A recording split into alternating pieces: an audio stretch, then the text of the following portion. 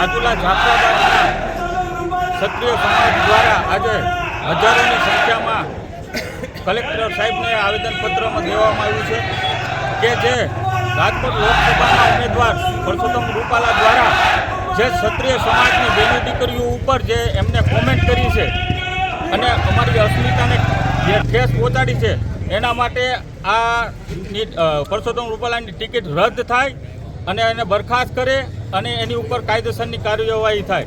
અને જો આ વસ્તુ ક્ષત્રિય સમાજની માગણી છે એ પૂર્ણ ન થાય તો સમસ્ત ભારતમાં 22 કરોડ ક્ષત્રિય સમાજ જે છે તે આમનો ઉગ્ર વિરોધ કરશે. અને ક્ષત્રિય સમાજ હંમેશા ભાજપ સાથે રહેલું છે તો મોદી સાહેબથી મીડિયા મારફતે મોદી સાહેબ, અમિત શાહ સાહેબ અને સમસ્ત ભાજપના આગેવાનો જે 26 ઊભા છે લોકસભાના, એમને પણ કહે છે કે એકના છાંટા તમને બધાને ઉડશે. ક્ષત્રિય સમાજ અત્યારે ભાજપ હારે છે. જો એમની ટિકિટ રદ કરવામાં નહીં આવે તો અમે ચૂંટણીનો બહિષ્કાર કરશું અને ઘીના ઠામમાં અમે ઘી પાડી દેશું. અમે ક્ષત્રિય છીએ, અમે તલવાર મૂકી છે, ચલાવતા નથી ભૂલ્યા. એટલામાં બધું સમજી જાજો.